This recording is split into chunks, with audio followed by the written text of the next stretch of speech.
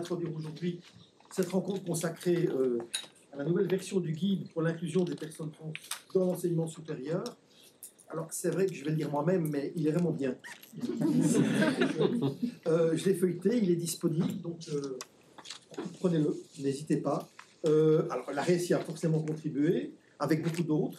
Je le trouve pédagogique, bien illustré, clair et voilà, à diffuser.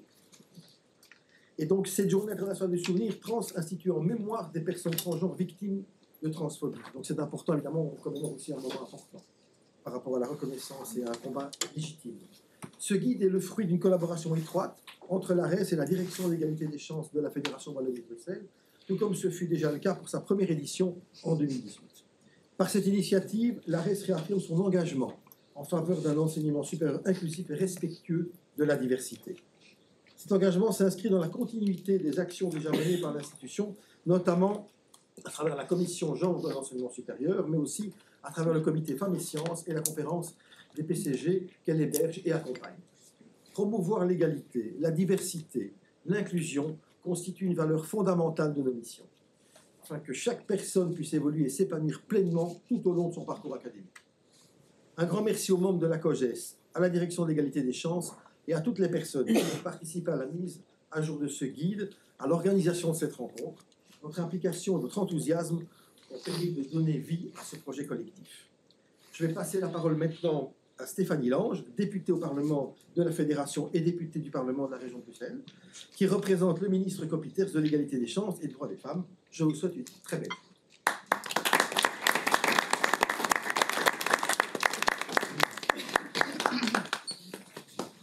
Merci beaucoup pour l'invitation aujourd'hui. De l'égalité des chances. Yves Copiters, vous prie de l'excuser pour son absence. Il m'a chargé de vous transmettre des remerciements pour l'invitation à cette remise des prix organisée à l'occasion de la réédition du guide pour l'inclusion des personnes trans dans l'enseignement supérieur. Je me joins à lui pour saluer le travail et l'initiative prise et le travail du jury aussi, composé des membres actifs du groupe de travail de la COGES. Un merci tout particulier aussi à la RES et la Direction de l'égalité des chances de la Fédération Wallonie-Bruxelles pour l'implication dans ce projet tient à être salué. La Belgique figure parmi le pays les plus avancés en matière de droits LGBTQIA+. Comme en témoigne sa deuxième place au classement Rainbow Map de l'ICA Europe. Et face aux discours anti-genre qui ressurgissent et aux actes de haine qui se multiplient, ces acquis restent fragiles et doivent être sans cesse défendus. Ce climat délétère voit ressurgir des prises de position que l'on croyait reléguées au passé, ce qui relevait de l'injure, ce qui a revendiqué comme une opinion légitime.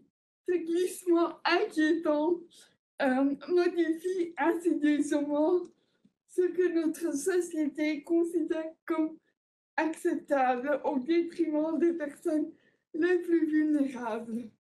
Or, l'ignorance nourrit la discrimination, qui elle-même engendre des violences injustifiées et injustifiables. Trop souvent, les thématiques trans restent mal comprises, déformées par des préjugés et des idées reçues. Les agressions récentes, y compris dans notre espace démocratique, en témoignent malheureusement.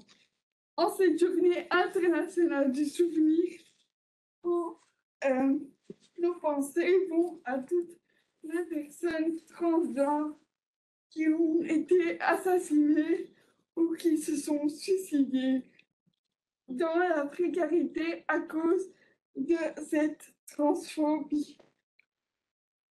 Ce moment de recueillement doit également renforcer la détermination à agir, garantir à chacun et chacune le droit de vivre librement dans la dignité et la sécurité. Cela suppose une action publique cohérente, structurée et pérenne. Ce principe est au cœur de notre législation. La loi interdit toute forme de discrimination fondée sur le sexe, l'identité et le genre. En Fédération Wallonie-Bruxelles, le décret du 12 décembre 2008, modifié en 2015, inscrit explicitement cette protection dans l'enseignement. Le guide dont nous célébrons aujourd'hui la réédition rappelle que les personnes trans rencontrent encore de nombreux obstacles dans leur parcours académique. Démarches administratives compliquées, mégenrage, isolement, manque de formation des équipes pédagogiques ou du personnel administratif. Ces réalités, malheureusement encore fréquentes, justifient pleinement les outils tels que celui présenté aujourd'hui. Pensez accompagner les établissements dans leur démarche d'inclusion. Au-delà des règles et des processus, c'est un changement de culture qu'il faut poursuivre. L'environnement d'études ne doit pas être seulement un lieu d'apprentissage, mais aussi un espace de reconnaissance identitaire. Dire à quelqu'un « tu es le bienvenu tel que tu es », ce n'est pas un détail, cela peut transformer un parcours de vie. C'est pourquoi, au nom de Monsieur le ministre Copiters et au nom des engagés, je tiens à le dire clairement ici aujourd'hui, le soutien aux acteurs qui luttent contre les violences faites envers les personnes trans est indispensable. La stratégie d'inclusion LGBTQIA+ 2025-2029 que nous portons placera la lutte contre les violences au centre de ses priorités, avec une attention particulière pour les jeunes. L'enseignement, la jeunesse, la vie étudiante sont au cœur de notre mobilisation. L'orientation ou l'identité de genre ne doivent jamais constituer un frein au développement personnel, à l'épanouissement ou encore à la réussite.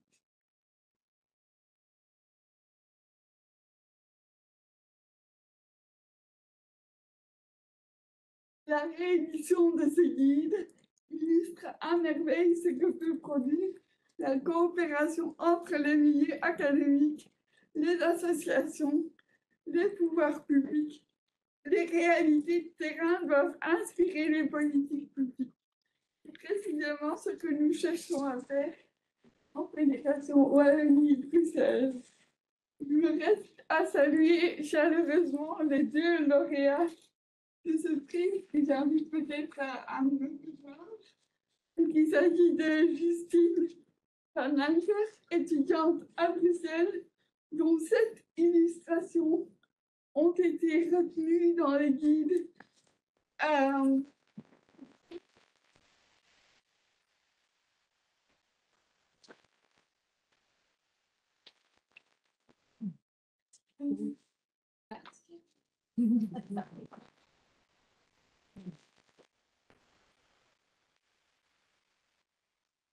Après, peut-être on en fera après avec les deux.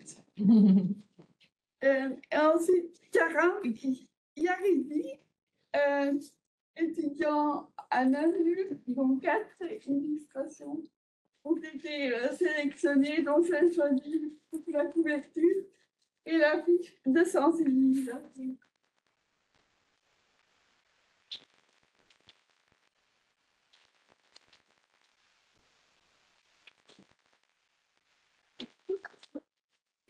Félicitations à vous deux pour votre talent et votre engagement. Je vous remercie encore une fois. du travail effectué et nous continuerons à être à vos côtés en Fédération Wallonie-Bruxelles.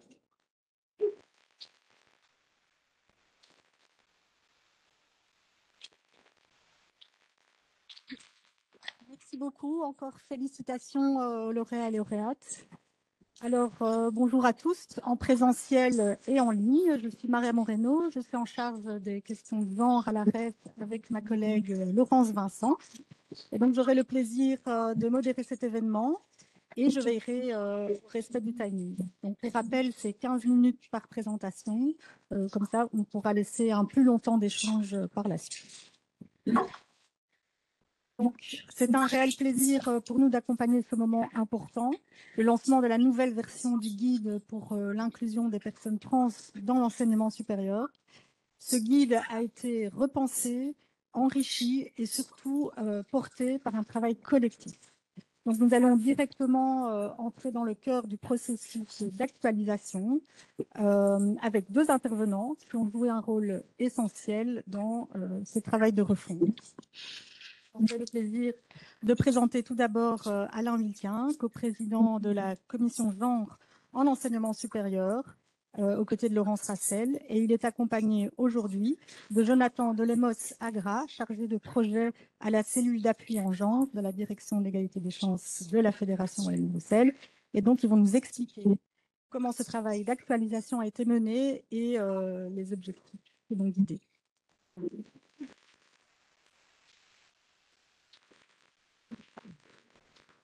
Merci Maria. Bonjour, merci d'être là aujourd'hui pour la sortie officielle de ce guide qui est le fruit d'un travail de longue haleine entamé en 2023 et réalisé à l'initiative de la commission genre en enseignement supérieur de la REF. Alors, avant de vous expliquer le processus d'actualisation, je voudrais tout d'abord remercier toutes les personnes qui directement au sein du GT ou de la COGES ou indirectement ont participé à ce travail, avec une attention particulière pour les deux référentes de la RES qui sont très discrètes. C'est Maria et Laurence. Maria, vous l'avez vu, Laurence, elle est cachée là-bas au milieu, qui, avec efficacité, générosité et force, ont soutenu nos travaux. Voilà. Qu'elle soit remerciée.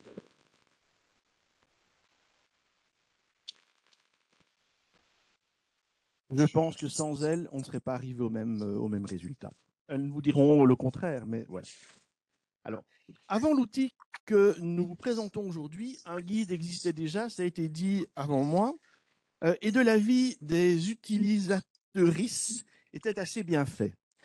Alors, pourquoi l'avoir retravaillé?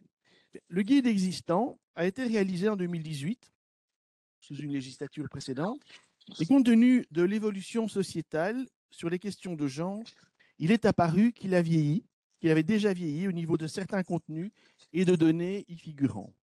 Donc la COGES a donc décidé de constituer un JT afin d'y travailler, d'y retravailler. En amont du travail de réécriture, nous avons tenté d'identifier d'abord les publics potentiels et nous en avons repéré trois. La communauté étudiante, les institutions académiques et les associations donnant des informations et ou accueillant la communauté étudiante. Aux établissements d'enseignement supérieur, un questionnaire a été envoyé afin de mesurer leur connaissance et leur utilisation de l'outil existant. Alors, un des constats a été qu'une plus large diffusion du guide était souhaitable. Nous avons ensuite rencontré séparément, de façon volontaire, les trois publics cibles afin de prendre le temps de créer des espaces de parole libres pour les écouter. Il est apparu que les préoccupations n'étaient pas les mêmes. Les étudiantes concernées souhaitaient une reconnaissance de leurs besoins, tandis que les membres du personnel des établissements avaient des préoccupations d'ordre administratif et technique, gestion des diplômes, des feuilles de points, du prénom d'emprunt, etc.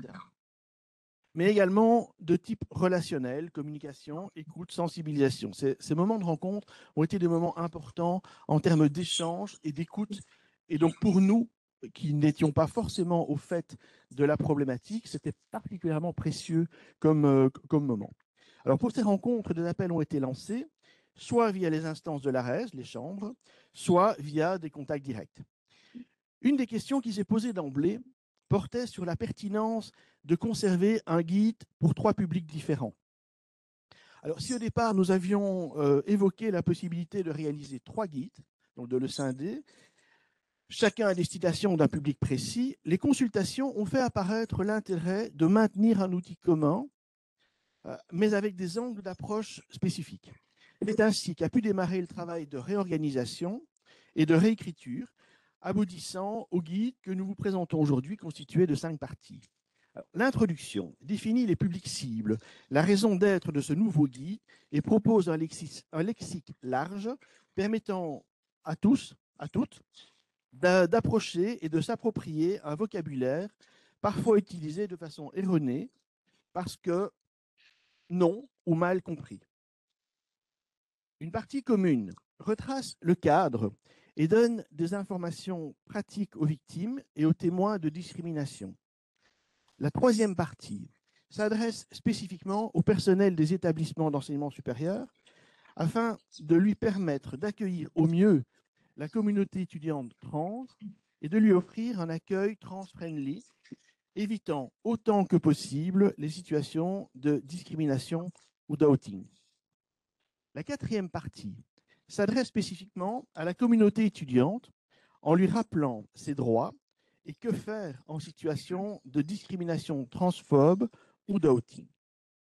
La 5e partie, enfin, particulièrement importante, consiste en des recommandations des établissements afin de permettre aux personnes trans de vivre une vie académique harmonieuse, sans peur et sans violence. Cette partie porte sur la vie administrative, la vie étudiante et la vie académique.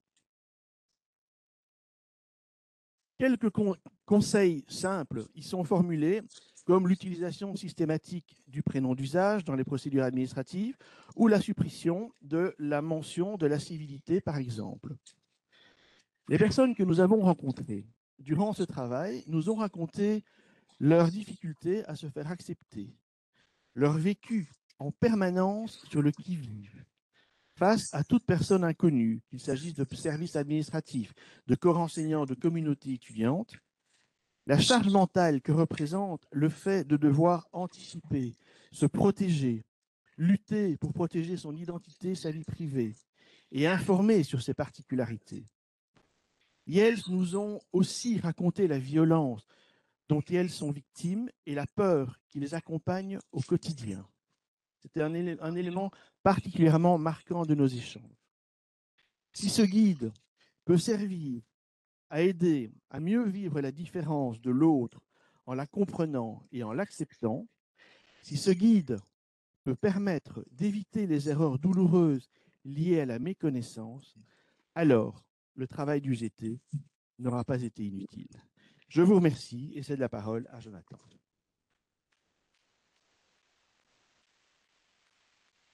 Merci beaucoup. Merci beaucoup Alain pour la restitution de l'historique des travaux du GT dont nous voyons enfin l'aboutissement aujourd'hui.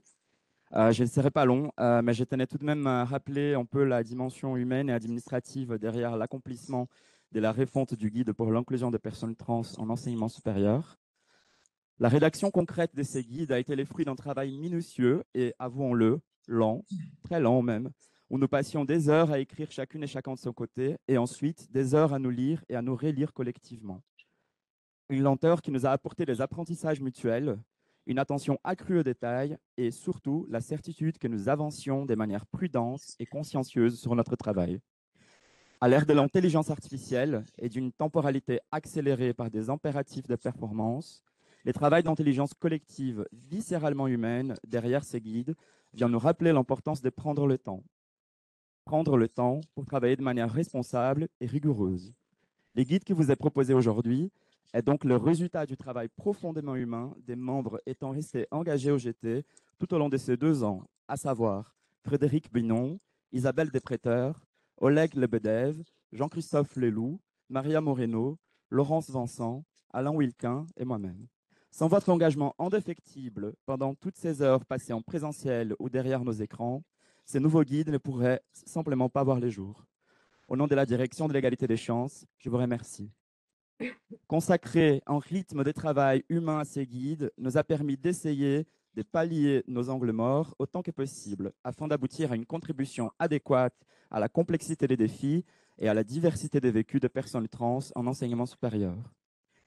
Notre effort a été tout de même enrichi par la communauté étudiante trans, dont la consultation organisée par l'ARES fut une étape essentielle à la légitimité du nouveau guide.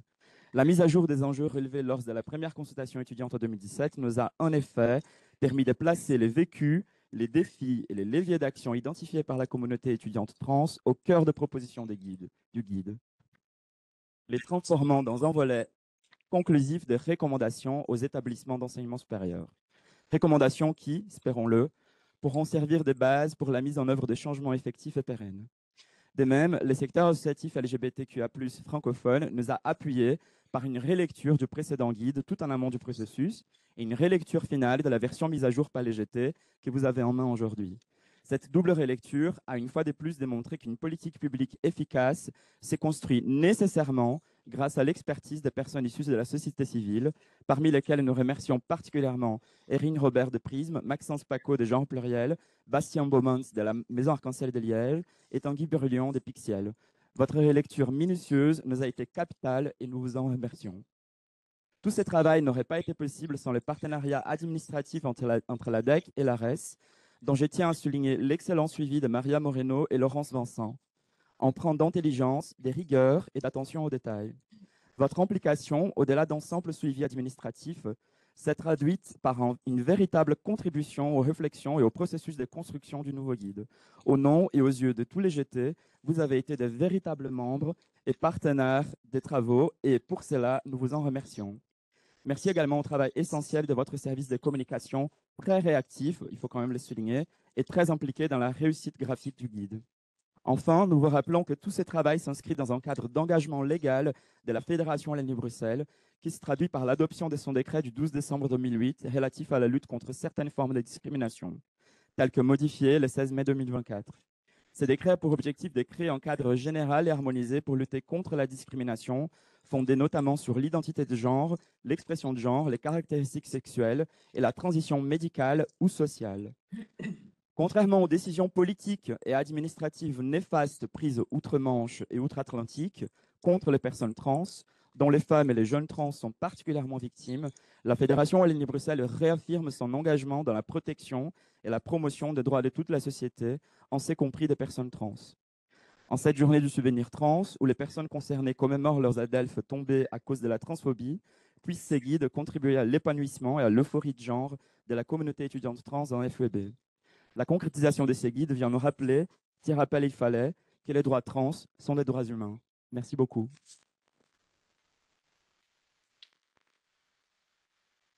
Merci beaucoup. Merci beaucoup, Jonathan et Alain, pour ces mots, pour votre implication aussi, et pour ces éclairages sur l'ampleur du travail accompli. Et donc, j'ai maintenant le plaisir d'accueillir Erin Robert, coordinatrice générale de PRISM, la Fédération wallonne des organisations LGBTQIA+, le scientifique de formation et militante non-binaire, et a cofondé le collectif Let's Talk About Non-Binary en 2021. Merci. Je ne sais pas si j'ai besoin du micro, du coup. Vous m'entendez au fond? Oui. Okay. Non. Alors, je garde le micro. Bonjour à tous. Merci de m'avoir invité. Je voudrais commencer par remercier l'ARES, la COGES et la Direction de l'égalité des chances pour le travail qui a été accompli avec ce guide. Et aussi vous remercier d'avoir impliqué les actrices de la société civile. Ce, comme Jonathan le rappelait, en fait, on peut rien faire sur nous, sans nous. Donc, c'était vraiment important qu'on puisse amener notre contribution, donc la contribution des associations, la contribution des étudiants, des étudiantes, pour faire de ce guide un outil qui puisse vraiment amener un plus pour tous les publics concernés. Alors, je voudrais profiter de cette prise de parole. C'est effectivement un jour particulier aujourd'hui, c'est le jour du souvenir trans.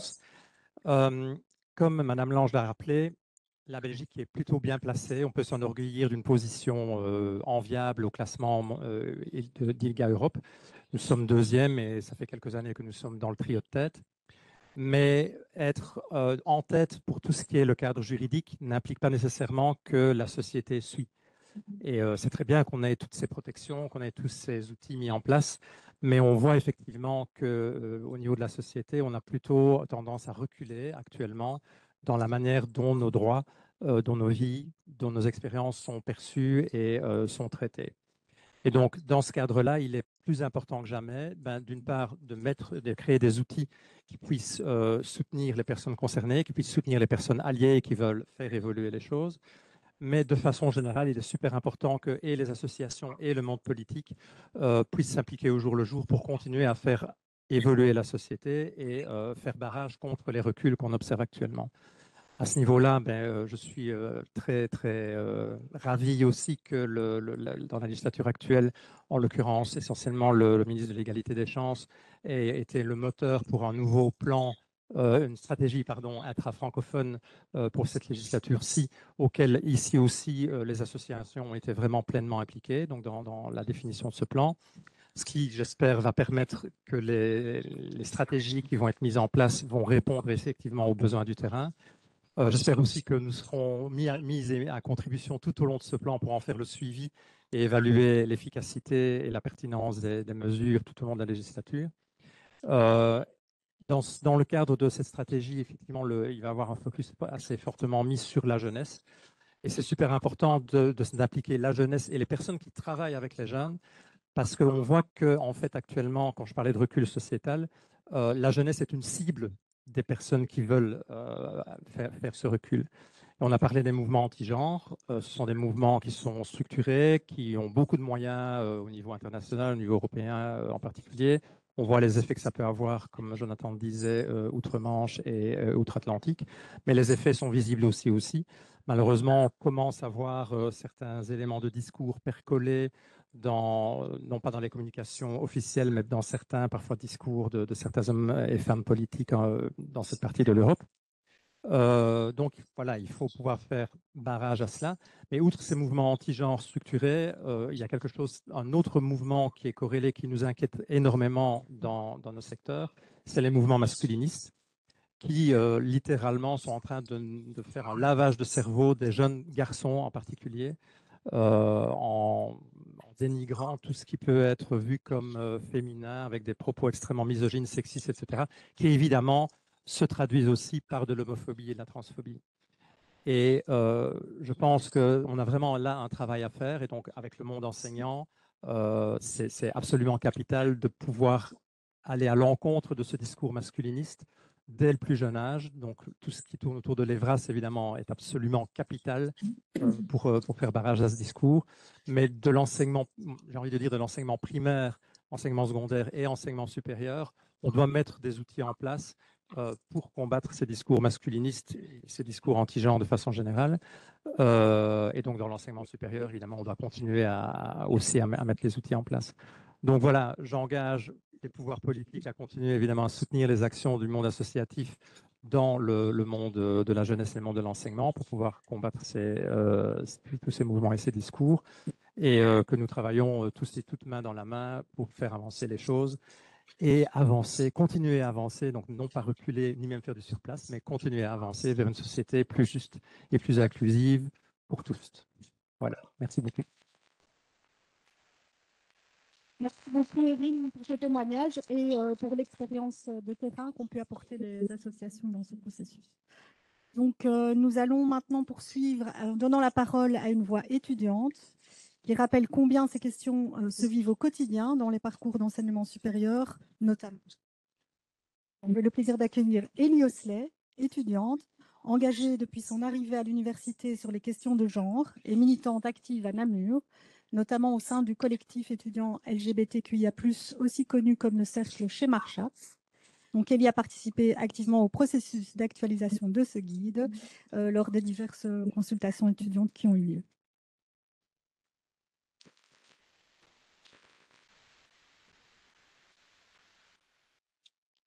Si je devais me présenter à vous en quelques mots, probablement que je pourrais me contenter de vous dire quel est mon nom, mon âge, d'où je viens, ainsi que mon curriculum vitae. En revanche, probablement que la majorité d'entre vous ne m'écouterait même pas. Et de toute façon, je n'aurais pas besoin de vous raconter tout ça.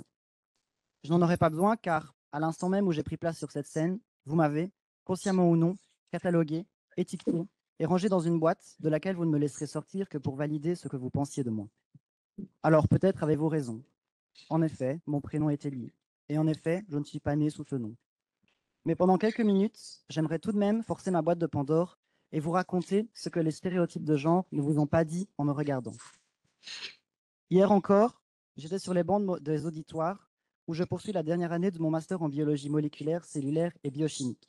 Et si je suis si fier de mon parcours académique, n'imaginez pas qu'il s'est fait en toute quiétude.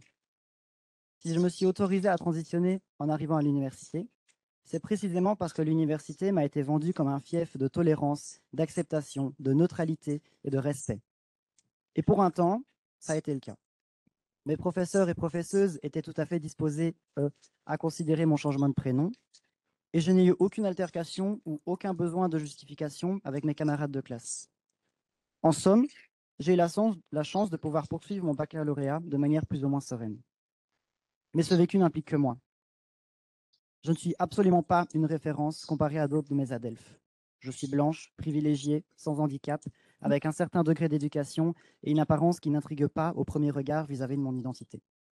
Pourtant, la quasi-totalité des personnes trans ayant évolué dans l'enseignement supérieur ne se reconnaîtront pas dans mes paroles. Et ça serait un mensonge odieux que de ne pas reconnaître que mes privilèges sociaux m'ont préservé de la violence du monde.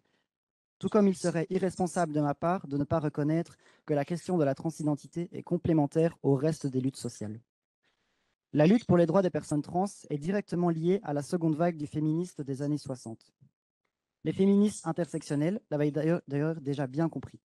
L'autodétermination de son identité est une marque d'émancipation sociale incroyable dans un monde utilitariste qui prétend connaître ce qui est le mieux pour les individus selon des valeurs conservatrices, patriarcales et capitalistes. La question de la transidentité relève uniquement de l'amélioration de soi et de l'autodétermination à définir ce qui améliore notre propre qualité de vie.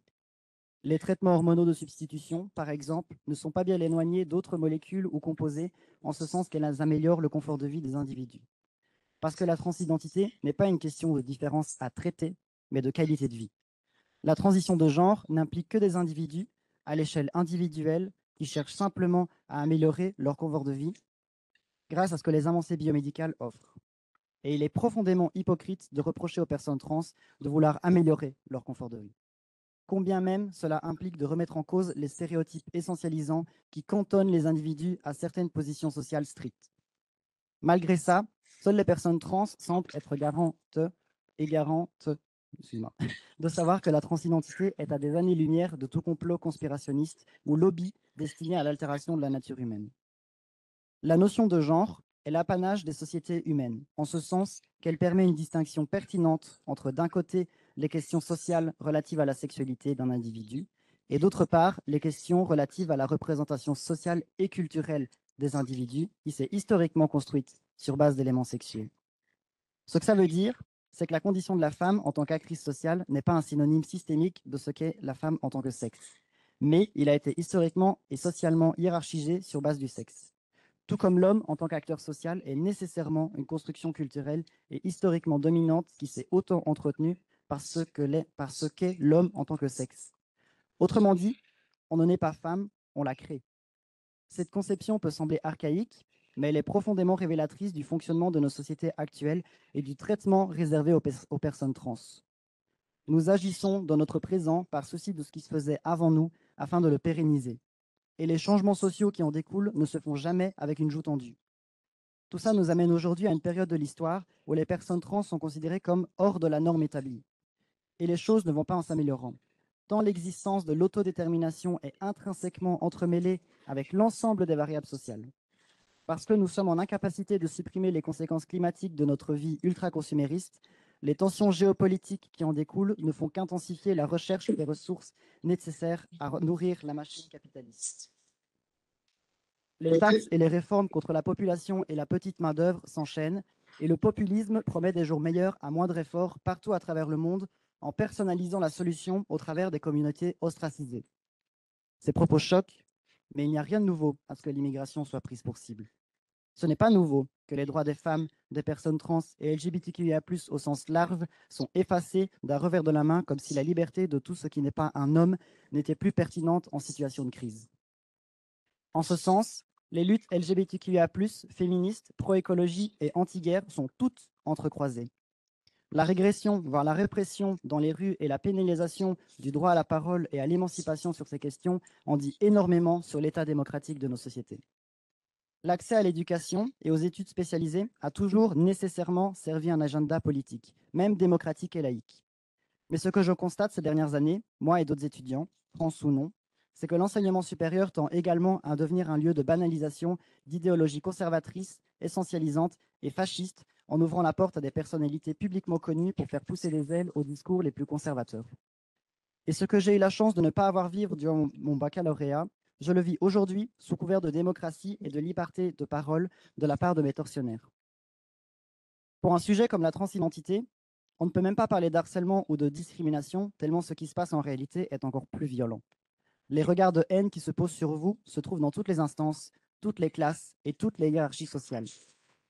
Pouvez-vous ne serait-ce qu'imaginer vivre dans un monde où les personnes qui vous haïssaient arbitrairement il y a encore un an, mais n'ayant pas le courage de faire quoi que ce soit, ont aujourd'hui un sentiment de légitimité immense et croissant à vous huer et vous insulter en pleine rue, taguer les lieux que vous fréquentez avec des messages de haine, à vous tabasser à sang, voire vous poignarder en plein jour. Jour après jour, on ne manque pas de me ramener systématiquement à ma condition de trans, comme si mon humanité ne valait pas mieux que celle d'une bête. Savez-vous que l'espérance de vie d'une personne trans se situe aux alentours de 35 ans? Pas à cause des traitements hormonaux ou des opérations de confort, mais à cause de la haine, des agressions et des attaques qui, si elles ne nous tuent pas, nous poussent à nous sauter dans la gueule du loup. Et si durant mes années de bac, j'avais du mal à le concevoir, plus les années passent et plus je vois autour de moi mes proches tomber et mon compte à rebours. Si dans mon université en particulier, le conservatisme a du mal à s'implanter, et si j'arrive à évoluer dans mes études avec pour l'instant une certaine sécurité, ailleurs sur le territoire, mes proches trans se font attaquer dans les couloirs, tandis que leurs instances administratives les ont abandonnés, eux, las d'entendre parler de leur cas. À l'heure actuelle, c'est ça, être une personne trans. C'est être un être humain qui évolue avec les mêmes aspirations que n'importe qui d'autre, mais qui est livré à devoir se défendre seul parce que personne ne veut voir qu'on existe bel et bien et qu'il ne s'agit pas juste du voisin, de la fille d'un tel ou du collègue d'un tel. Les personnes trans sont ostracisées et victimes d'une ségrégation de genre dont toutes les femmes sont également victimes au quotidien, que ce soit au niveau du salaire, des injonctions sociales, de l'éducation, de la sécurité et de la protection qui sont soit totalement absentes, soit totalement oppressives. Le sens de tous ces mots résonne lourdement en moi, parce qu'aujourd'hui, c'est la journée du souvenir trans. Cette journée, c'est un moment de recueillement et de commémoration pour toutes les personnes trans tuées par pure haine dans l'année. Mais c'est avant tout c'est avant tout un rappel, excusez-moi, de ce dont l'humain est capable de plus sombre, et même en Belgique, des cas ressortent. L'an dernier, c'est 350 personnes trans qui ont été assassinées dans le monde pour le simple motif qu'elles avaient osé vivre et disposer librement de leur corps. 350. Cette année, ce chiffre n'est peut-être que de 286, mais ces chiffres sont très, très largement sous-estimés comparés à toutes celles et ceux dont le nom a été effacé ou n'a jamais pu être connu et identifié. Les personnes trans qui, comme moi, prennent la parole et militent activement subissent 2 fois plus d'agressions comparé à 2023. Et si je prends quand même la parole aujourd'hui, si j'ai pris autant de ferveur à participer à la mise à jour de ce guide d'inclusion des personnes trans dans l'enseignement supérieur, c'est pour la postérité de toutes celles et ceux dont on a tué la voix à tout jamais. Parce que beaucoup n'étaient encore que des enfants qui n'iront jamais à l'université réaliser leurs rêves, et pour d'autres, des jeunes adultes étudiants qui ne se verront jamais s'épanouir à 2 doigts d'atteindre l'autre. Si aujourd'hui, je suis si fier de l'acquis de mes études, c'est parce qu'elles me permettent de vous transmettre et de vous affirmer ceci, autant de fois que je le pourrai.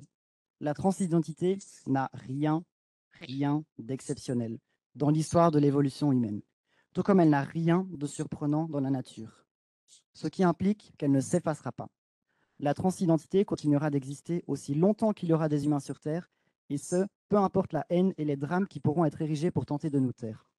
Et aussi longtemps qu'il le faudra, nous parlerons de nos morts pour rappeler leur responsabilité aux vivants.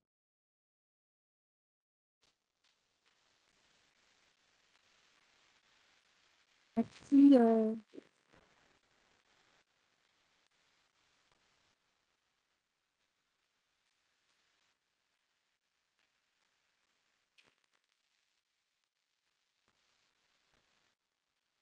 Merci Elie pour ta prise de parole importante qui permet d'incarner aujourd'hui tout ce travail. Et donc, nous allons maintenant laisser place au temps d'échange. Donc, vous pourrez poser vos questions dans la salle. On va faire passer le micro. Et les personnes qui nous suivent en présentiel peuvent aussi poser leurs questions via le chat et l'outil Slide.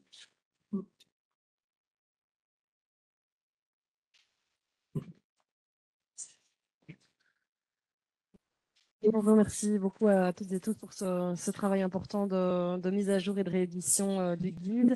Je me demandais s'il était prévu de mettre à disposition des établissements une sorte de checklist de choses voilà, à vérifier, à mettre en place pour s'assurer que toutes les personnes, membres du personnel, étudiants, étudiantes, soient bien accueillis à l'université ou dans l'établissement.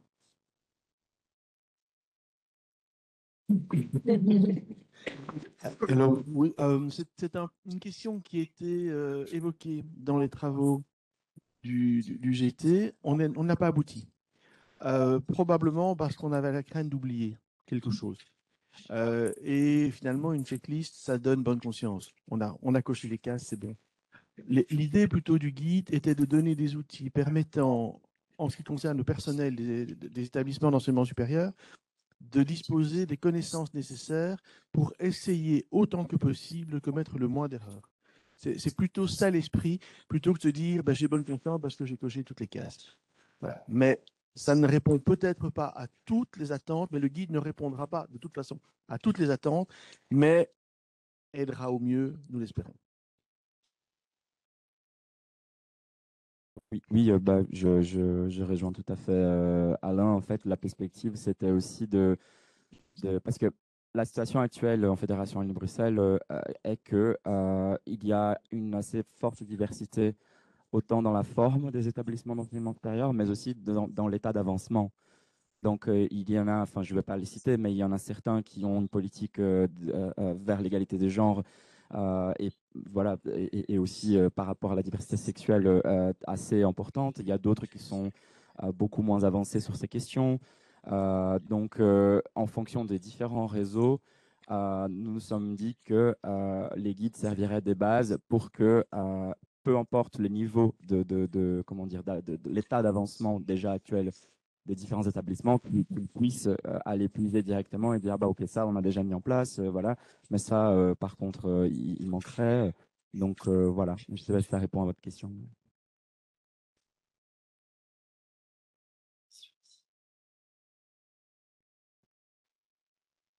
Bonjour, merci pour la présentation. Je suis Martin de je travaille au ministère de la Fédération universelle à la direction de l'enseignement supérieur. J'avais une question sur la prise en main, parce que je suis convaincu que l'outil est merveilleux. Je me demandais quelles étaient vos stratégies ou vos intentions dans la diffusion de l'outil. Il y a cet événement-ci, c'est très bien, même si je ne doute pas qu'il y a un public très convaincu ou très potentiellement pour être convaincu facilement, mais comment s'assurer que ça dépasse si je le dis rapidement, les personnes contact genre dans les établissements, comment s'assurer que ça percole partout auprès du personnel et surtout des hiérarchies?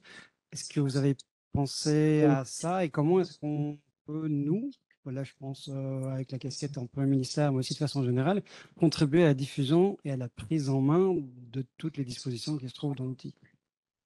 C'est une excellente question. Comme on était vraiment focalisé à la dernière ligne droite sur la conclusion du guide et son impression à temps pour qu'il soit prêt aujourd'hui, nous n'avons pas encore pris le temps d'établir un plan de diffusion structuré, mais c'est quelque chose qui a été évoqué en réunion notamment avec les cabinets du ministre Co-Peters. Et notre intention est bien évidemment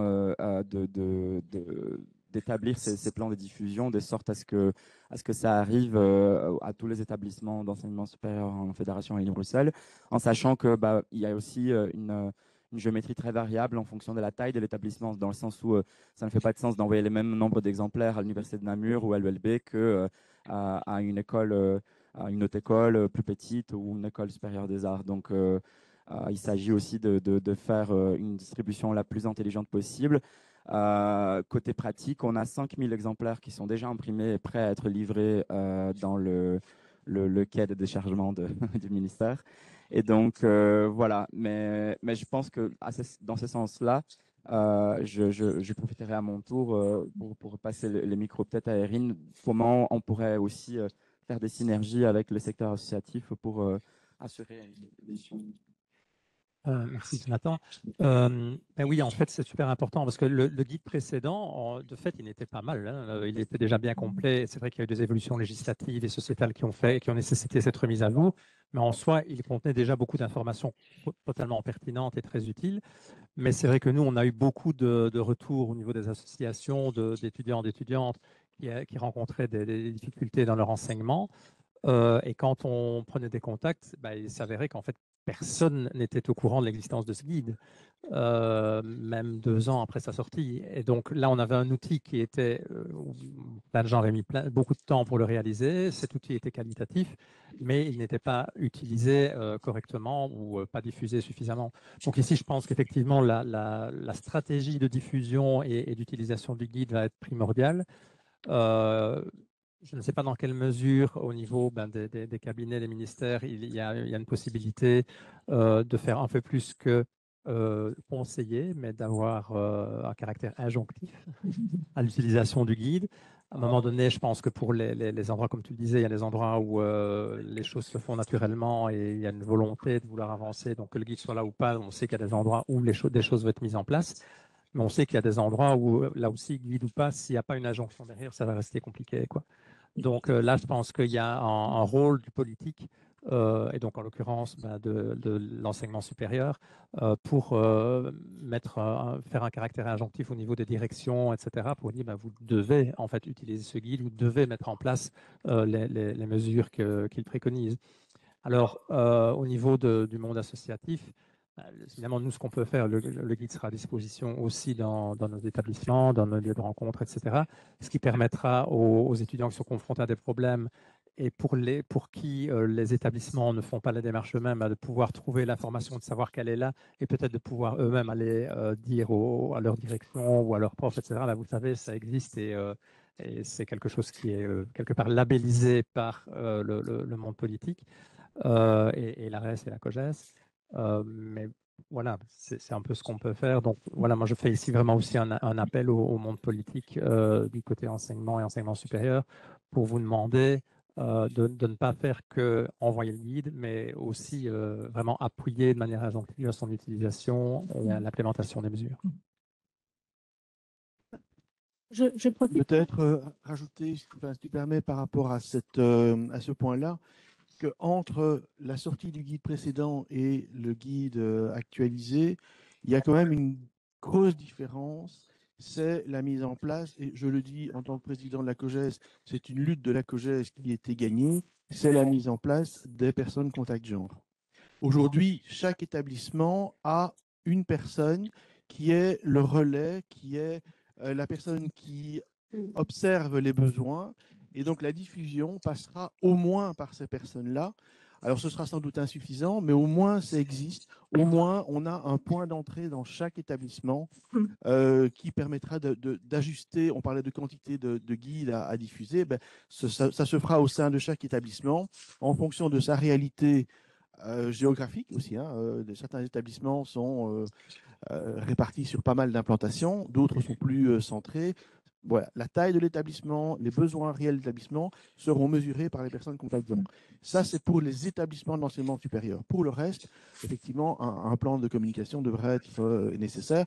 Maintenant, il y a aussi, et j'en profite puisque nous avons des représentants du cabinet de Grise, il y a quand même un projet de décret qui est sur la table aujourd'hui avec des éléments positifs et des imperfections comme tout projet de décret, mais qui aussi va pousser qui a pour objectif de protéger les étudiants contre un certain nombre de violences sexistes et sexuelles.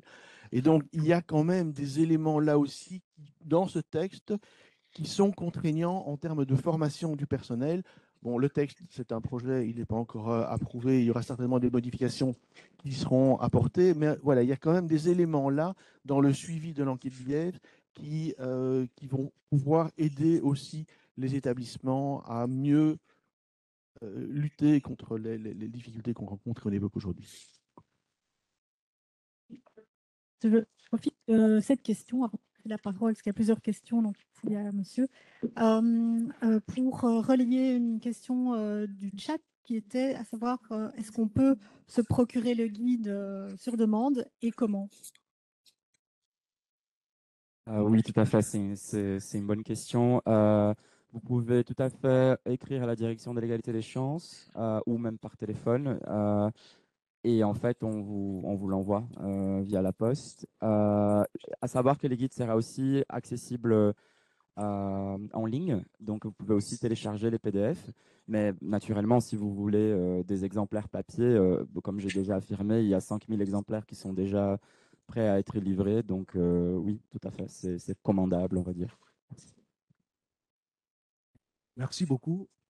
Je voulais savoir si les études en rapport avec les guides a tenu compte aussi des étudiants en venant du Sud. Parce que je suis en train de m'imaginer un étudiant venant du Sud avec une double discrimination.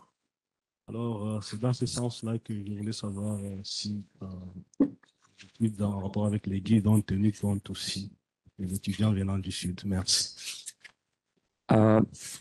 Étant donné que les guides n'est pas une initiative nouvelle, mais la mise à jour d'une initiative qui avait déjà donc eu lieu en 2018, nous nous sommes vraiment concentrés sur les discriminations sur base de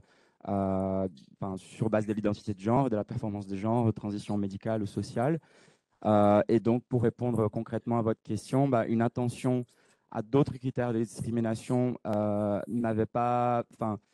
nous n'avions pas vraiment l'opportunité de l'intégrer, sinon les guides feraient 300 pages au lieu d'une quarantaine. Et donc, nous nous sommes vraiment concentrés sur les discriminations dont sont victimes les personnes trans en enseignement supérieur. À savoir que, par exemple, si on veut élargir les questions, par exemple, d'accessibilité aux personnes porteuses de handicap, n'est pas présente non plus dans le guide, ou les personnes intersexes. Donc, ça a été difficile, mais nous avons dû faire les choix. Mais la question de l'intersectionnalité, évidemment, était dans nos esprits, dans les réflexions. Mais nous avons dû faire des choix dans le sens où nous ne pouvions pas tout aborder dans la confection de ces guides. Déjà que uniquement sur la dimension de la transidentité, il y avait énormément de choses à aborder parce que malgré, comme l'a dit Erin plus tôt, malgré les cadres juridiques assez avancés en Belgique, il y a plein d'angles morts encore et il y a plein d'établissements qui ont comment dirais-je, de retard dans le respect de cette législation et même quand il y a une initiative comme on a eu en 2018, les établissements ne sont pas toujours très proactifs pour aller le chercher. D'ailleurs, je me suis posé la question, Élie, si tu étais déjà tombé sur les guides précédents au début de tes études ou pas du tout. Donc oui, ok, tant mieux. Je crois que c'était la deuxième année ou la troisième année où je suis arrivé à l'université, donc relativement tard quand même, quoi. Voilà, donc relativement tard. Et c'était par toi-même, je suppose. C'était pas quelqu'un qui est venu distribuer dans ton cours. C'était par moi-même. Ok, donc voilà, vous voyez, je veux dire, le travail est énorme, même si nous sommes très avancés au niveau législatif, le travail est énorme à faire.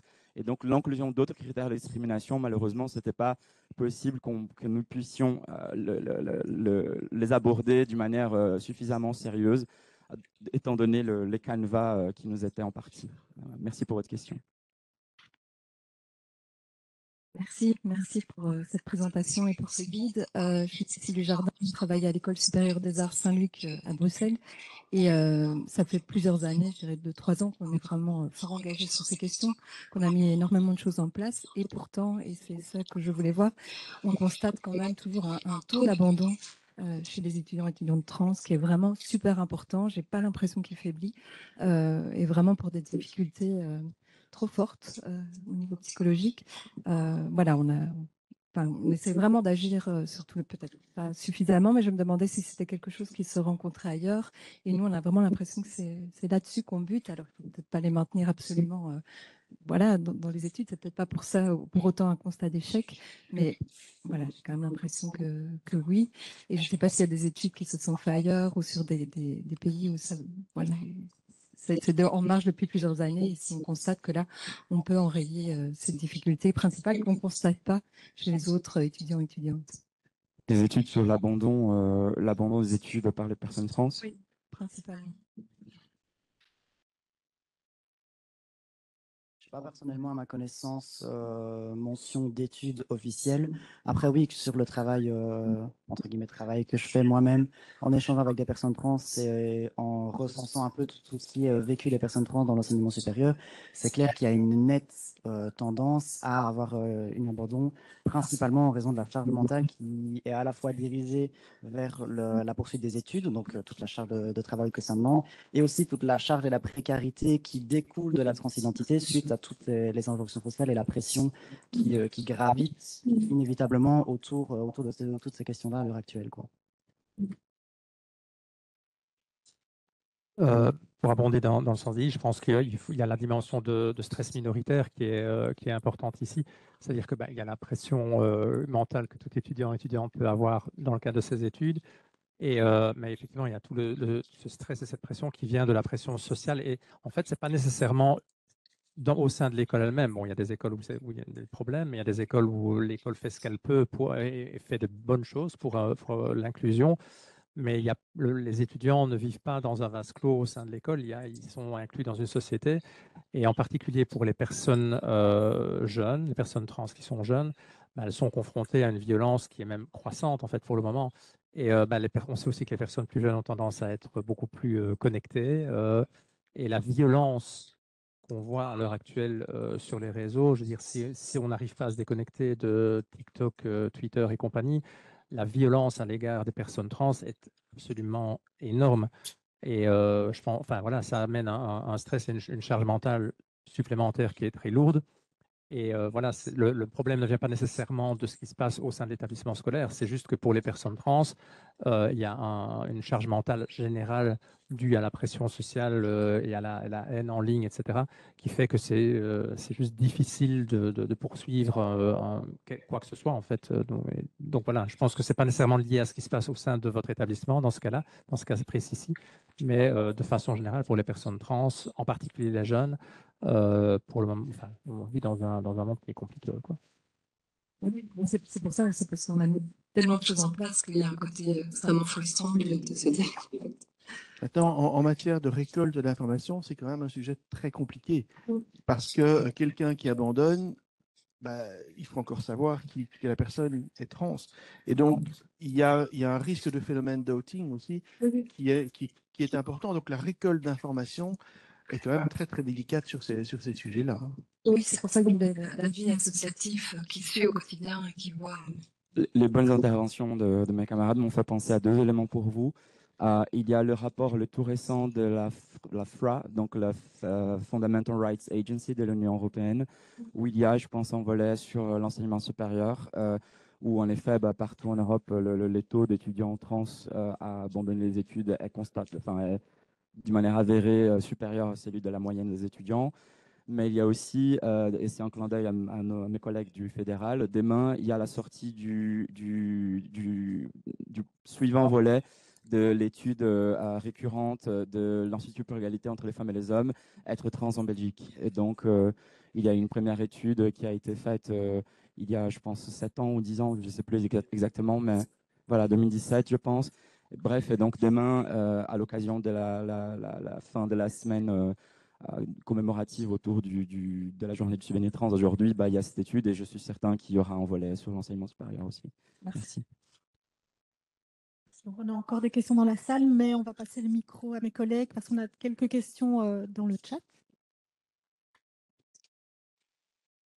Alors, on demande dans le chat s'il y a quelque chose de prévu pour évaluer l'impact du guide, par exemple pour mesurer aujourd'hui et dans un an ce qui est mis en place dans les établissements pour l'inclusion des personnes trans.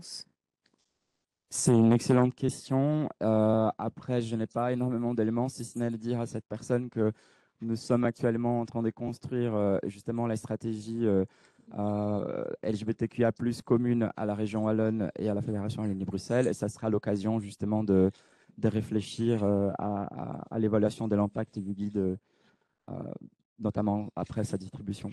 Voilà.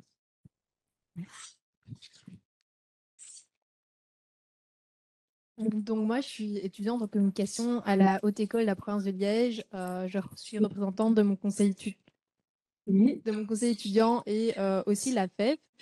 Ça rejoint la diffusion. En fait, ma question, c'est est-ce qu'il y aurait moyen d'avoir quelqu'un qui vient parler du guide dans notre conseil étudiant? Est-ce que c'est quelqu'un qu'on doit contacter au sein de notre école? Enfin, voir s'il y a moyen justement d'avoir quelque chose par rapport à ça. Bon, je vais être très franc et après je laisse la parole à mes camarades. À la direction de l'égalité des chances, il n'y a que moi qui m'occupe de matière LGBTQIA+. Et donc, clairement, nous n'avons pas assez de ressources humaines. Ça serait mon rêve de faire la tournée de Wallonie et de Bruxelles-Capitale en train de présenter ces guides. En plus, j'ai été animateur Evraz avant d'être fonctionnaire. Et donc, ça, voilà, ça serait tout à fait dans mon élément. Mais moi, concrètement, je n'aurais pas le temps de le faire, même si l'envie est là. Après, je pense que peut-être des partenariats justement avec les tissus associatifs viendraient justement enrichir cette distribution pure et simple par justement une intervention un peu plus soutenue. Donc c'est quelque chose c'est une excellente question et c'est quelque chose à réfléchir effectivement en partenariat avec voilà, les experts et experts du tissu associatif. Si vous avez déjà eu l'occasion de tourner les pages du guide, vous verrez qu'il y a dans les associations, on a classé les associations en fonction de ce qu'elles peuvent apporter. Donc, c'est une façon de contacter celles qui sont proches de vous ou qui répondent à vos attentes. Maintenant, je rappelle ce que j'ai déjà dit tout à l'heure, qu'il existe dans les établissements une personne contact genre qui peut soit répondre aux questions si elles s'en sont capables, soit au moins via la conférence des personnes contact genre et la COGES si elle y siège, faire remonter les informations pour qu'à un moment donné, on puisse adapter la réponse aux besoins qui seraient identifiés. Voilà. Merci. Je pense qu'effectivement, inclure le tissu associatif dans cette diffusion de l'information, ça me paraît être une très bonne idée. Non, il faut effectivement discuter des modalités pratiques de la chose. Mais en première ligne, il y a les maisons arc-en-ciel, évidemment, qui peuvent jouer un rôle là-dedans. Il y en a 7 en Wallonie et la Rainbow House à Bruxelles. Il y a Prism, c'est l'association membre, donc Pixel, Crible, qui font des interventions dans les établissements scolaires et dans le secteur jeunesse. Donc, c'est quelque chose auquel vous pouvez déjà faire appel maintenant. Et effectivement, les références de toutes ces associations sont présentes dans le guide. Et je pense qu'on réfléchira effectivement dans le cadre du déploiement de la stratégie intra-francophone à comment on peut aussi mettre ça de manière un peu plus structurée en place. Encore une petite précision en termes d'information au niveau des travaux de la COGES. Donc, tous les établissements d'enseignement supérieur ont des représentants au niveau de la COGES. Dans ces travaux, la COGES régulièrement, donc à chaque réunion, donc réunion mensuelle ou à peu près, rencontre des associations qui défendent ou qui luttent ou qui informent sur certains aspects. Pas toujours le même, parfois c'est du harcèlement, parfois c'est autre chose, mais enfin, qui sont en lien avec le genre. Toutes ces associations rencontrées sont répertoriées dans un tableau avec leurs coordonnées et ce qu'elles apportent. Les personnes des établissements qui font partie de la COGES ont accès à ce tableau et donc peuvent aller puiser dedans ce qui pourrait répondre à des attentes qui seraient formulées par les étudiants ou par des membres du personnel. Donc il y a cette base de données qui est en train de se constituer au fur et à mesure, qui existe à destination évidemment de l'enseignement supérieur, puisque c'est le rôle premier de la COGES, c'est d'aider les établissements. Oui, et pour appuyer ce que disait Alain, donc les personnes contact genre sont également présentes à la COGES. Et donc, ça fait partie de leur mission aussi, la sensibilisation, l'information. Elles sont aussi formées à ces questions. Et elles peuvent parfaitement jouer le rôle aussi de relais entre les organisations étudiantes et les associations.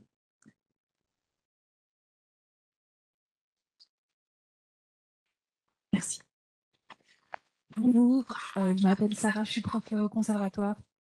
Et moi, j'avais une question très axée sur des trucs très concrets. Mais j'ai dans mes étudiants une personne qui est en transition depuis bientôt 3 ans. Et ça arrivera encore sûrement que je sois voilà, confrontée à des gens dans sa situation. Et je voudrais en fait adapter mon langage et parler de manière la plus neutre possible, la moins genrée possible, avec le plus de mots épicènes. Mais je n'y arrive pas. Quand je suis dans des situations de stress, parce que ça me stresse beaucoup de mal faire, donc ouais, je m'embrouille complètement. Et donc, je voulais savoir si il existait en fait des endroits pour s'entraîner. Non, mais il faudrait pas que vous rigolez, mais en fait, je pense que ce serait vraiment utile parce que je pense que les personnes soient trans ou même pour, je veux dire, avoir un langage qui soit moins sexiste, je pense que c'est bien de pouvoir s'entraîner. J'ai pas envie de m'entraîner avec l'intelligence artificielle, donc je me demandais si c'était dans les projets, dans les tiroirs d'une association de créer un outil. Enfin, j'ai l'impression que ce serait vraiment super d'avoir un outil pour qu'on puisse utiliser un langage qui soit le plus inclusif possible.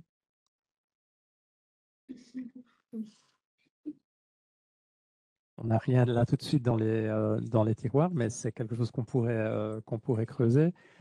C'est vrai que le français est une langue très compliquée, hein. Tout est genré. Maintenant, je ne sais pas, par exemple, dans le cas spécifique de la personne concernée, si c'est une personne trans, binaire, entre guillemets, ou si c'est une personne non binaire. C'est quelqu'un qui fluctue beaucoup pour le moment. Voilà, une personne genre fluide. Donc voilà, donc du coup, c'est d'autant plus, effectivement, c'est d'autant plus compliqué. Moi, je sais qu'en tant que personne non binaire, je comprends totalement que pour les personnes avec qui je parle, c'est compliqué parce que le français est une langue très compliquée. Donc, je pense qu'à partir du moment où si vous avez une bonne communication avec cette personne et que vous lui expliquez aussi que, ben voilà, je pense qu'elle est aussi au courant que le français, c'est compliqué au niveau du genre, que vous y faites attention et ben, que vous pouvez alterner déjà, simplement, parce qu'on ne peut pas parler tout le temps en épicène, on peut aussi alterner entre le masculin et le féminin. Et surtout, ne pas être dans cette position où chaque fois que vous vous trompez, vous en faites un drame, parce qu'en fait, dans ce cas-là, vous reportez quelque part sur la charge mentale de vous rassurer sur la personne concernée. Donc voilà, si à un moment donné, vous fourchez, vous excusez, vous passez à autre chose, quoi. Mais par contre, oui, les outils pour s'entraîner, etc., c'est quelque chose auquel on pourra penser avec nos associations membres. Je ne sais pas, Élise. Oui, je ne voudrais pas que mon lieu de travail soit un terrain d'essai, quoi. Je voudrais pouvoir m'entraîner à côté parce que je n'ai pas été formée à ça et être super performante quand j'arrive devant les étudiants et étudiantes. Mais on a discuté de ça pendant les travaux, parce que c'est une question qui n'est pas évidente. Et un des éléments que nous avons évoqués dans nos discussions, c'est simplement de demander à la personne, si la personne est transparente par rapport à sa situation, c'est de lui demander comment s'adresser à elle. C'est aussi une façon d'éviter les erreurs. Et puis, voilà, à titre d'anecdote, quand j'ai fait mon petit texte aujourd'hui, je l'avais rédigé en pensant à tout ça. Et puis, par acquis de conscience, je l'ai fait relire par Maria et Laurence. J'avais tout faux. J'avais beaucoup d'éléments faux, alors que mon intention était bonne. Et je crois je suis moi, comme vous, comme tout le monde, on fait ce qu'on peut, on fait du mieux qu'on peut. Et je crois que si on est honnête vis-à-vis de l'autre, l'autre peut entendre aussi qu'on fait ce qu'on peut. Je crois que voilà, c'est un peu ça le message que j'ai envie de faire passer. Maintenant, un truc plus général, j'ai envie qu'on milite aussi au sein de l'enseignement et de façon plus générale des administrations, etc., pour un langage inclusif. Donc, ce n'est pas que par rapport aux personnes trans, non-binaires, de genre fluide, etc. Il est super important dans la manière dont on s'exprime de pouvoir inclure tout le monde et en particulier visibiliser aussi les femmes. Il y a des études maintenant qui montrent clairement que le masculin neutre en français n'est pas neutre du tout et que ça joue vraiment sur la perception que les gens ont de qui elles sont et de ce qui est mis en avant dans les rôles, etc. Et donc, dégenrer le langage, pour moi, ça a une dimension encore bien plus grande que l'inclusion des personnes trans et non-binaires. C'est vraiment aller vers un langage et une société, du coup, inclusive de manière plus large. Oui, je vous rejoins. D'ailleurs, j'étais là à la session sur l'inclusivité du langage ici à l'ARES il y a quelques semaines. Mais donc, ma question était celle-là, était comment est-ce qu'on peut s'entraîner à avoir un langage plus inclusif dans une société qui n'utilise pas ce langage? Parce que j'ai l'impression qu'alors, c'est chaque fois en contexte que je formule toutes mes maladresses et que je n'ai pas finalement l'occasion de m'entraîner avec des professionnels Et c'est ça que j'aimerais bien trouver quelque part. Voilà, comme ça, vous avez la... Alors, moi, un truc que j'ai envie de dire par rapport à ça, c'est ne pas vous limiter à essayer d'utiliser un langage épicène ou inclusif quand vous êtes en présence, par exemple, de votre étudiante trans, mais tout le temps, pour justement, voilà, c'est ça. Oui, oui. Mais donc, du coup, vous pouvez vous entraîner tout le temps. Mais oui, mais j'aimerais bien m'entraîner avec des gens qui le pratiquent bien, parce que c'est compliqué de tout construire soi-même, parce que je suis tout le temps dans une espèce de double lecture de ce que je dis, en fait, au quotidien. Voilà. Je vais passer le micro. D'autres questions?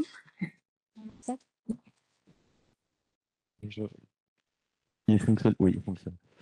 Bonjour, Bastien Gomez, donc je suis chargé de mission genre égalité à l'ULiège, mais je suis aussi président de Never Cancel de Liège.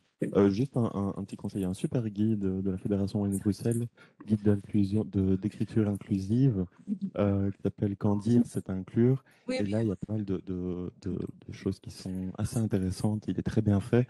Je rejoins complètement Erin concernant comment le langage inclusif en fait se normalise au fil du temps. Au début, on essaye certaines choses, mais c'est au quotidien, en fait, en l'utilisant, qu'on le normalise et qu'on se rend compte il y a dans certains endroits, dans certains contextes, où là, le langage n'est pas inclusif. Donc ça apparaît comme ça. C'était juste une petite, voilà, un petit commentaire là-dessus. Moi, j'ai une question par rapport, on a beaucoup parlé du guide, évidemment, c'est l'élément principal qui nous réunit aujourd'hui. Et je pense que l'affiche est déjà très, très jolie, mais elle pourrait aussi servir à une forme de campagne de sensibilisation où, justement, on pourrait penser à des endroits stratégiques dans les différents établissements où les personnes concernées tomberaient sur l'affiche, justement, n'auraient pas à chercher. Les personnes qui souhaitent s'informer tomberaient sur la fiche et pourraient aussi avoir l'outil. Donc ce serait aussi un moyen, au lieu de distribuer l'entièreté du livret, peut-être distribuer aussi des affiches. Si c'est déjà prévu, je suppose. En fait, oui, on a imprimé pas autant de nombre de guides que d'affiches. On a imprimé 500 affiches. Parce que bon, une affiche, il faut la mettre quelque part et ça occupe de la place. Donc, on a commencé avec 500. On verra bien comment le stock va écouler. Mais il est tout à fait possible qu'on en réimprime. Donc, oui, oui, c'est prévu que lors du plan de diffusion qui sera élaboré, c'est prévu qu'il y ait de boîtes de guides avec des exemplaires du guide, mais naturellement aussi quelques exemplaires de l'affiche parce que l'affiche en fait attire le regard naturellement. Il y a les titres du guide et en plus il y a les informations. Et donc oui, oui, il est tout à fait prévu de l'inclure dans cette stratégie de diffusion qui va être élaborée. Super, c'est très bien. Pour les services, par exemple, repérer certains services dans les établissements, notamment le service social, les affaires étudiantes, etc. Ça peut être vraiment des endroits stratégiques, tout en sachant qu'il est possible que si on la met à certains endroits, elle puisse être arrachée. On le voit depuis quelques années, les drapeaux LGBTQIA+ sont brûlés, arrachés, donc il y aura sans doute des actes de haine qu'il faut s'y préparer, et en même temps, ça ne veut pas dire qu'on doit le faire. Ouais. Ouais, pour ça, je dirais qu'on comptera sur aussi la collaboration active du personnel des établissements pour mettre les affiches évidemment dans le lieu de passage, mais aussi dans les lieux stratégiques où les étudiants peuvent difficilement procéder à des actes de vandalisme. Je pense par exemple à un couloir où il y aurait une salle de prof avec un secrétariat, etc. Enfin, c'est différent qu'au sein d'un couloir comme ça, lambda, de l'établissement. Donc, mais oui, c'est un point d'attention, effectivement, qu'on soit préparé à des réactions qui ne sont pas toujours positives, naturellement, étant donné le contexte actuel. Merci beaucoup. Merci. Et ma collègue Laurence Vincent a apporté des guides de communication inclusive, quand dire c'est donc. Voilà. Merci N'hésitez pas à vous servir. Alors, vous avez une autre question-réponse dans la salle et après, on va prendre des questions du chat.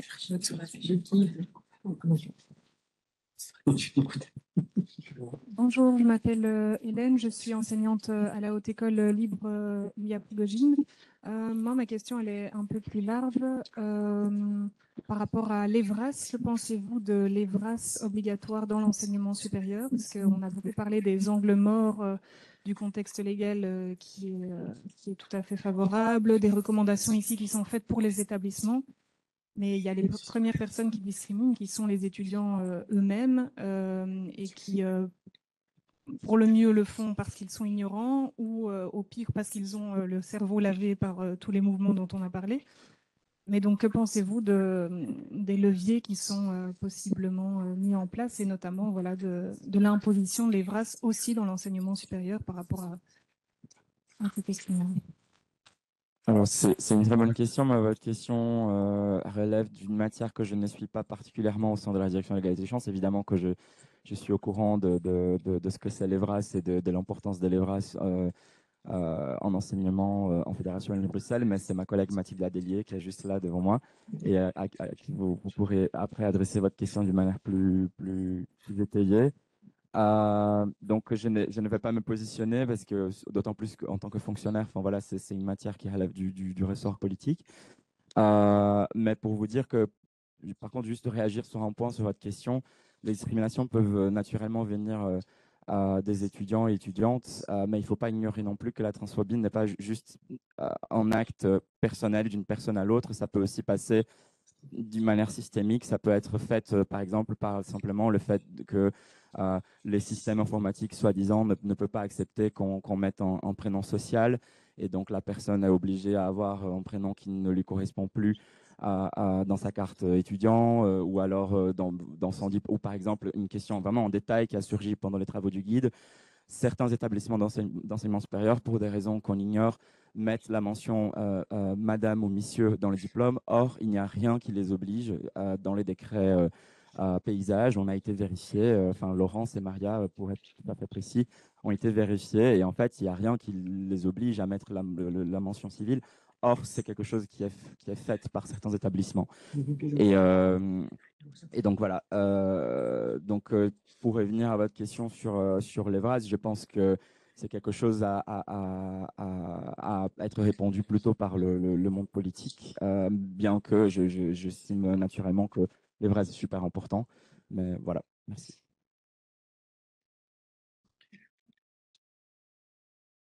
Oui, l'EVRAS, c'est capital et ce qui est obligatoire actuellement, c'est évidemment beaucoup trop peu. Heureusement, il y a des écoles qui font plus que le strict minimum.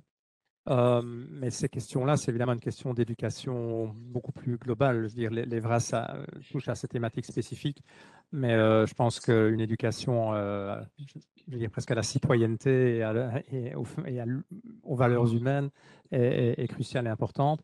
Donc, du coup, l'EVRAS en tant que dispositif spécifique dans l'enseignement supérieur, oui, sans doute une réflexion à avoir au niveau politique. Mais en tout cas, continuer tout au long de la vie des gens et des étudiants et étudiantes en particulier à faire de la sensibilisation et de la formation sur ces thématiques-là, mais aussi sur les thématiques de valeurs humaines de façon générale. Je pense que dans le monde actuel, c'est plutôt une bonne chose de continuer à taper sur ce clou en permanence. Deux éléments de réponse. Concernant d'abord l'intervention de Jonathan, il faut savoir qu'un texte a été négocié avec les fédérations de pouvoirs organisateurs concernant les diplômes, justement, et la modification d'un certain nombre d'éléments indiqués sur les diplômes. Donc voilà, ce texte suit son parcours, je ne sais pas où il est, mais il y a quand même des choses qui ont été modifiées et qui ont été pointées lors des négociations, comme le fait d'éviter les monsieur, madame, etc. Donc il y a des choses qui ont été prises en considération, en tout cas qui ont été dites. Après, on verra la suite, mais qui ont été dites. Ça, c'est un premier élément. Concernant les VRAS, alors, la COGES s'est emparée de la question, parce que c'est une question évidemment importante, mais c'est une question pour laquelle nous avons relativement peu d'informations. Et donc, un groupe de travail a été mis sur pied au sein de la COGES pour d'abord recenser l'existant, recenser ce qui se fait dans les établissements. L'EVRAS n'est pas installé partout, n'est pas installé dans tous les départements, ne concerne pas de la même façon tous les départements. Un département paramédical ou pédagogique sera sans doute plus concerné de prime abord, j'insiste, de prime abord, qu'un département économique, par exemple. Et donc, on essaie d'identifier, ce n'est pas évident du tout, d'identifier l'existant avant de prendre la thématique et d'y réfléchir pour voir quelles sont les propositions que nous pourrions formuler. Je rappelle que la COGES n'a pas de pouvoir décisionnel. La COGES est une instance, une commission de l'ARES, commission permanente de l'ARES, et donc sur base de son travail, elle remet des éléments au conseil d'administration qui, à un moment donné, se positionnent. Voilà, donc c'est important de le placer en contexte. Oui, et justement, cela rejoint aussi une question qu'on avait en ligne par rapport au dossier, entre guillemets, réédition des diplômes, et juste parfaire l'information en disant qu'il y a tout de même, depuis maintenant un petit moment déjà, le décret qu'on appelle décret féminisation, qui oblige que tout document officiel soit rédigé au féminin s'il s'agit d'un groupe entièrement constitué de femmes ou d'une femme. Et donc, dans le cadre de la féminisation, ici on parle, une femme pourrait souhaiter avoir son diplôme rédigé au féminin. C'est une obligation légale de par ce décret. Voilà. Il n'y a plus de questions pour l'instant dans le chat. Il y a d'autres questions dans la salle.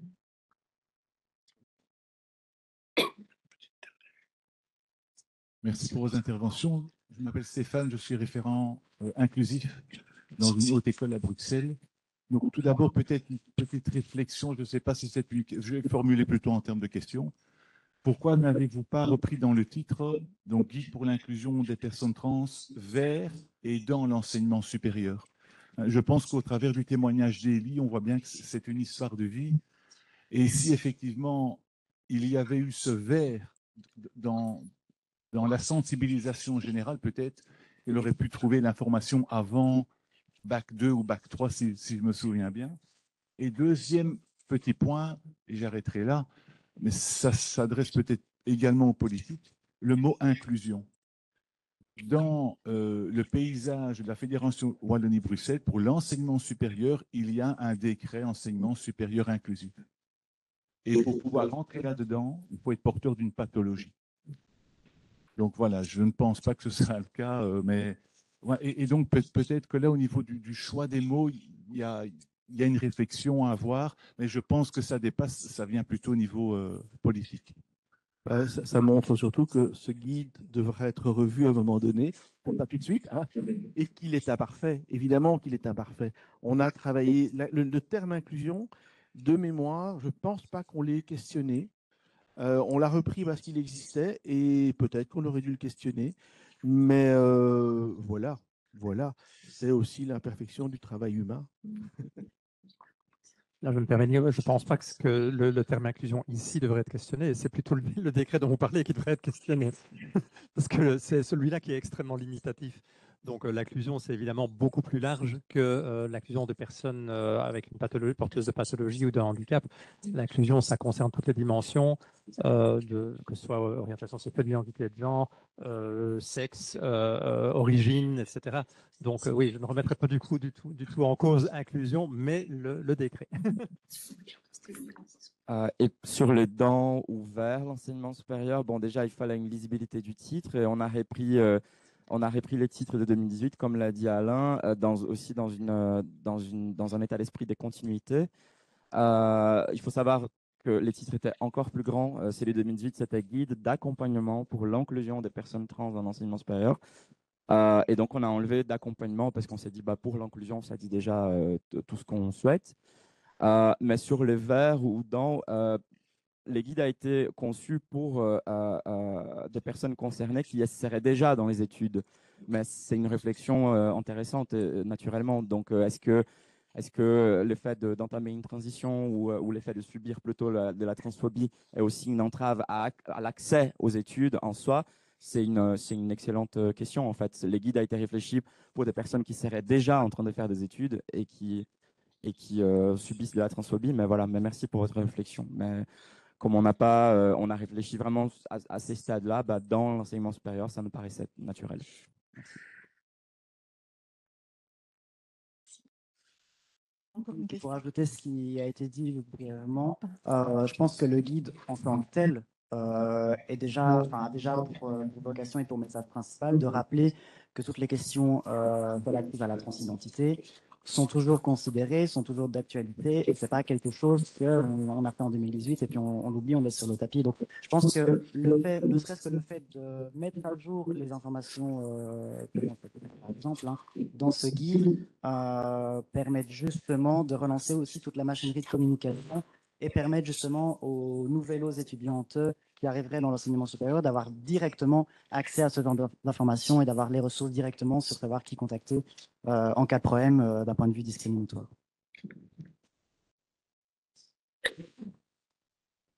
Si je peux me permettre. On m'entend? Oui, je vais peut-être. Avec le micro. Ah, merci. Simplement, je vais me permettre d'apporter une petite information supplémentaire. Dans le terme inclusion, il y a l'idée que l'institution doit s'adapter à la personne.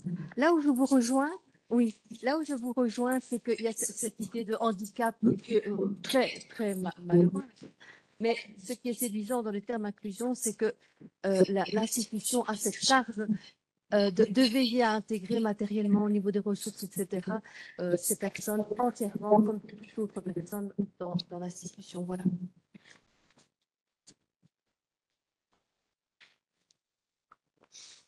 Est-ce qu'il y a d'autres questions dans la salle?